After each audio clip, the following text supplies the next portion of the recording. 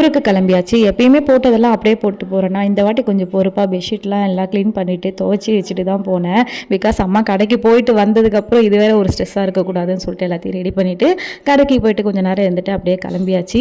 As usual ஒரு நாளோ ஒரு வருஷமோ கிளம்பும் போது கஷ்டமாக தான் இருக்குது. அந்த சோகத்தோட கோயிலில் போய் சாமி கும்பிட்டுட்டு கிளம்பிட்டோம். ஊருக்கு எப்போ கிளம்பினாலும் அங்கே போய் சாமி கும்பிட்டு கிளம்பினா தான் ஒரு நிம்மதி. கிளம்பின டைம் வேறு செம்ம உச்சி வெயில், நல்ல வேலை கார் அமைதிடான்னு சொல்லிட்டு எங்கள் அப்பா வந்து சென்னைக்கு வந்திருந்தார் அவங்க ஃப்ரெண்ட்ஸோட. ஸோ சைட்லேயே நானும் உட்காந்து கூடயே வந்தாச்சு. கார் ஃப்ரீயாக இருந்தனால அதனால் பெருசாக அலுப்பு தெரியல. பட் இந்த வாட்டி தான் ஒரு விஷயத்தை நான் நோட் பண்ணேன். போகும்போது சாப்பிட்லான்னு சொல்லிட்டு நிறுத்த சொல்லியிருந்தோம். இருக்கிறதுலே பெரிய ஹோட்டல் வந்து ஒரு இடத்துல நிறுத்தி விட்டாங்க. நானும் போயிட்டேன் ஆஸ் யூஷுவல் போகிறோமே அப்படின்னு சொல்லிட்டு. பட் அங்கே போய் எங்கள் அப்பா ரியாக்ஷன் பார்த்ததுக்கப்புறம் தான் தெரிஞ்சிச்சா இவர் ஒரு பெரிய ஹோட்டல் கூட கூட்டின்னு போகாமல் விட்டுட்டோமே அப்படின்ற மாதிரி ஒரு மாதிரி இந்த சாம்பார் ரைஸ் தான் ஆர்டர் பண்ணியிருந்தார். அது ரொம்ப தலைன்னு கொடுக்கவே அதுவும் ஸ்பூனில் சாப்பிடணுமோ சொல்லிட்டு ஒரு மாதிரி பதட்டமாகவே இருந்தார் அவர். அதான் நான் சொன்னேன், நீ கையிலே சாப்பிடு, பொறுமையாக சாப்பிடு, தட்டில் போட்டு சாப்பிடு, யாரும் ஒன்றும் சொல்ல மாட்டாங்க, நம்ம சொன்னாலும் ஒன்றும் பிரச்சனை இல்லைன்னு சொல்லிட்டு அதுக்கப்புறம் பொறுமையாக சாப்பிட்டாரு.